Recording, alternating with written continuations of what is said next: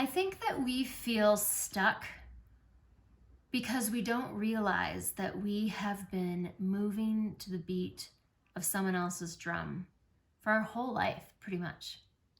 So, what does this mean to me? Well, if there's one thing that I hear from people, it's that they feel stuck. They feel stuck, and so maybe you feel stuck, right? In your relationship, in your career, in your friendships, in your health and well-being, how you take care of your emotions. So often that's the word of either stuck or numb. And this sort of disconnection from one's own vibrancy and vitality. So, what are the consequences if I don't work on this, if I don't get unstuck? So imagine with me, right?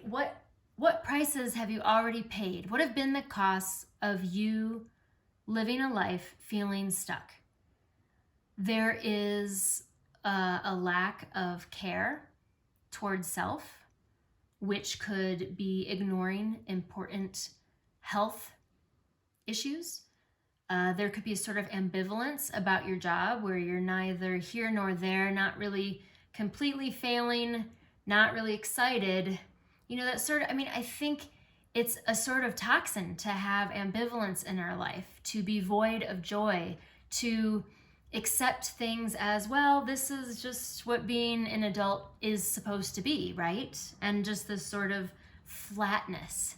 I think we pay a pretty high cost to be down.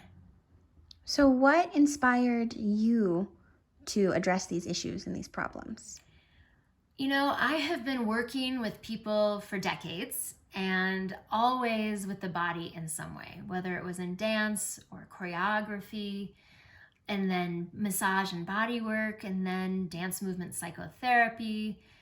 As a somatic psychotherapist, and then, evolving into coaching, it's always been how can I serve and support people in the best possible way for what I tend to hear the most. And in my passion of working with people in their relationship with their body, 9 times out of 10, people feel stuck in their body. And our bodies are the playground. Our bodies are the autobiography that hold the experiences of our life. So I was inspired to create something that combined passions and experiences I've had with what I have witnessed over decades of working with thousands and thousands of people. So, it sounds like you integrate the body and the mind. Is there anything else that you do in your work? Is this sort of the framework for your work? I love that because it invites me to share with you the sort of basic foundation is body, mind, and soul. That's become a mainstream understandable concept, and I recognized I tend to float outside of the mainstream, and I can be hard to understand sometimes. So working with the body, mind, soul is the framework for this upcoming program. So, I guess put me in a day where I've been transformed by this program, or what will my life be like? What could it be like? So wouldn't it be great to get up and be excited about your day? When's the last time you woke up excited about what you were up to? And if you woke up frustrated or grumpy, wouldn't it be nice to be able to shift that quickly and all of a sudden go, oh no, wait, I am up to big things. And so wouldn't it be great to wake up and know that you are living a life that is congruent and aligned? Those are, fancy words of that you're really in your flow, that you're in your purpose, that you're moving toward your vision, so that your relationships are on point, so that your job is back to being a part of your passion. But how will this work for me? I guess that's one question that comes up for me in my mind. That makes a lot of sense that you would have that question. Could I share some of the teaching points that we're going to have in the program? Please. So main premise goes back to the first statement I made, that if we're moving to the beat of someone else's drum, we have been choreographed into the roles and movements that we make from day to day. And I like to call that being stuck in a box. It's again a mainstream reference point. We hear a lot, think outside the box. But do we live outside the box? And so we have 3 main moves that we go through. Open the box and even notice that you're in a box, within a box, within a box, within a box.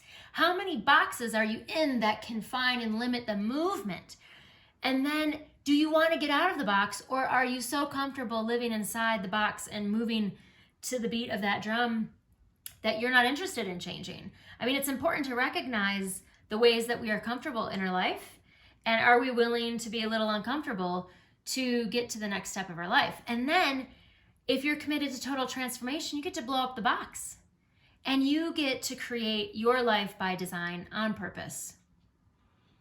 So I guess what's next? I mean, what's this program called? How do I sign up? What do I do? Choreographing Our Lives is for you and you and you and you. It's for soulful people who want to go deeper. It's for women who have been stuck in the rut of living and playing by the rules, or being stuck in the boxes of society's expectations that are so outdated but are so entrenched in our systems, right?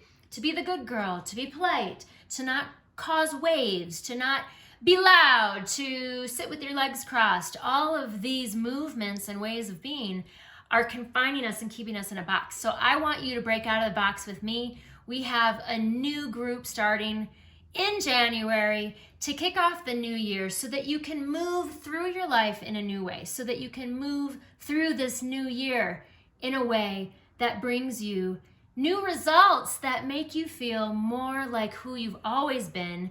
You've just been trapped inside the box for so long, you forgot, got disconnected from her. So, contact us. I'd love to hop on a call with you.